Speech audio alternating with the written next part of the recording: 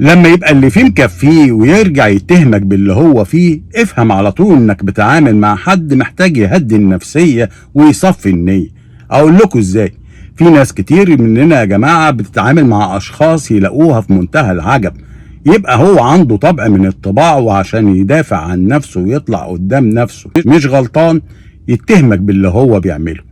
ممكن بيكون هو غصب عنه مش قادر، عقله الباطن اللي بيهيأ له كده كنوع من الدفاع النفسي لشخصيته، وممكن يبقى قاصد ان هو يعمل كده وبقى طبع فيه. بتلاقيه مثلا عصبي وبيتنرفز، ولما انت تيجي ترد عليه يقول لك ايه انت عصبي كده ليه؟ يعني لما يبقى واقف قدامك ويشد معاك في الكلام وتلاقيه مسك في هدومك، فانت تيجي تزقه يرجع يقول لك ايه ده، انت هتضربني ولا ايه؟ او تلاقيه مثلا هو بخيل، ولما تيجوا تخرجوا في خروجه وتبتدوا تتحاسبوا مع بعض فتحاسبوا زي ما كان بيحاسبك، يرجع يقول لك ايه انت جلده ولا ايه؟ بتلاقيه مثلا بيبقى هو بيعمل مشاكل في الشغل دايما وبيختلق الاشكاليات لاصحابه، ولما حد فيهم يرجع يواجهه يقول له انتوا اصلكوا غاويين مشاكل.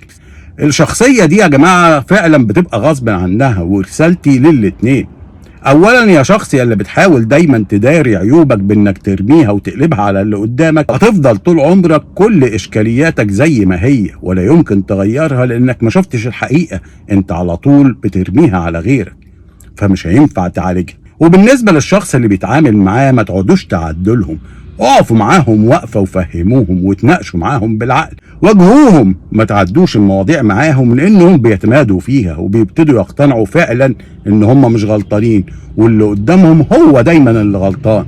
فاسلم حل معاهم هو المواجهة، وربنا يصلح حالي وحالكم ونبقى من الناس اللي نفسيتها هادية وعارفين طباعهم السيئة ايه ويحاولوا يصلحوا من اللي هم فيه.